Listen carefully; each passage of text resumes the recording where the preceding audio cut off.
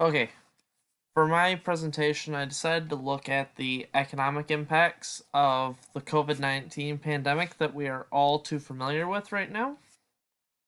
Um, Obviously, it's a still ongoing, so we are yet to see many of the impacts, but the general trend is very noticeable.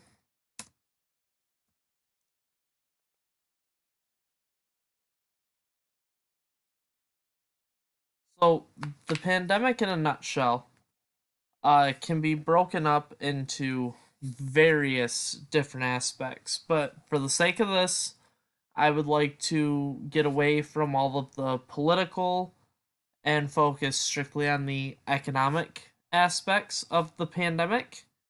And again, I cannot emphasize enough that I want to completely avoid the political side of it. I'm not taking a side on it. I do not want to have comments on the politics behind it or if you blame the economy on any political party. Want no part in it. We are strictly looking at the economics here. So, with production, it is it's important to have the ability to get the resources and then be able to turn those resources into a product that we then sell back onto the global market for a profit, or we sell domestically for usually a smaller profit. Unfortunately, we're running into issues with the labor market and means of we can't get production done. So the labor market is the supply and demand relationship between workers. So, for instance, to be able to build a desk, you need to be able to harvest wood, but we don't have anybody that wants to harvest wood right now because of the labor market, which is why wood prices are ridiculous. Same goes with metal or any resource. We can't import it because of the import export restrictions and our fear of spreading COVID through shipping. So we're kind of stuck between a rock and a hard place. We can't necessarily produce it here because we don't have the workers, and we can't import it or export because we're afraid of spreading COVID, and there's really no room for the global economy to balance itself out right now until something is done to break open these opportunities, whether we open our imports or our labor market returns and we start being able to do most of the harvesting here on domestic soil. The problem with that is there are certain resources that we don't necessarily have and certain products that we don't have a means of making, which is why trade is a crucial part to any global economy.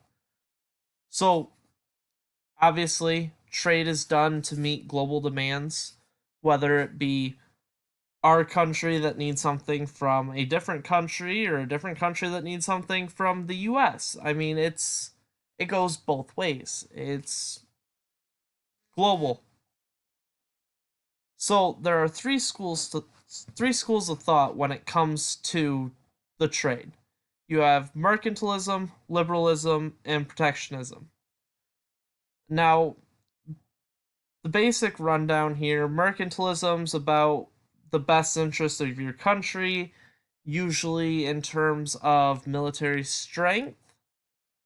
Um, Liberalism is the working together in terms of the global economy and setting aside our personal needs to maybe benefit the global economy and weighing the odds of the benefit of one versus the benefit of many.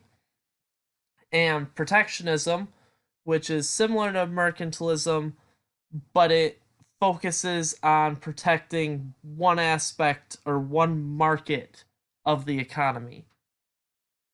For the sake of looking at global trade and the global economic effects of COVID-19, I believe it is more important to look at mercantilism and liberalism, as those are more broad and not so focused on a certain aspect of the economy. So, mercantilism requires that you're thinking about your country. And we're seeing this right now with the import export bans. We're afraid that in order to bring in the resources we need, we are then putting risk of spreading the virus. And it's been decided that the um, the health and safety of our people may be more important than some of the luxurious products. And in turn, we see prices are high right now because we can't get everything for as cheap as we usually do on the global market, or we can't get anything at all. Liberalism would be going the other way, where you start looking at the fact that, well, maybe it would be better for the world if we did open up some of these trades and we tried to allow everyone to make a little bit of money rather than focusing on just our safety or just focusing on our money. We're looking at, well, we need to try to help the global economy and help the world out here and not be so worried about just us. Everybody's in the same boat, some places worse than others, but something's got to give in order to get past the economic decline that we are currently seeing. Prices are high, trade is low. It's a difficult situation we're in, and there's really no clear-cut answer. Sure, the cure's out. Maybe we can start getting back to normal. Hopefully, we can start getting back to normal. But until then, the global economy is going to keep going down. We're going to keep seeing decline. We might see decline even after things start to resume because it's going to take time to rebuild and to get back to normal. Our economy's been messed up for what, a year and 2 months now? A year and a month? We've been at this a long enough time that we're going to see a very big shift in our economy. And there are a lot of places that are predicting one of the steepest declines that the global economy has ever seen or has seen for many years. So the role of the people comes down to your basic structure of the economy, supply and demand. As people, we have all the control. We need to work, we need to make money so that we can then spend money. And because we spent money, we then stimulate the economy, and the entire economy starts to get better. The problem is, right now, we are seeing our workforces are limited for one reason or another, whether it be a lack of jobs or a lack of people that want to work. There's cases of both in different industries. But we need to be able to work for the money because right now the government handouts that people are using, which are crucial for some people, not, again, trying to avoid the political, but some people need that extra stimulus, and it's not stimulating the economy so much because people are holding on to it.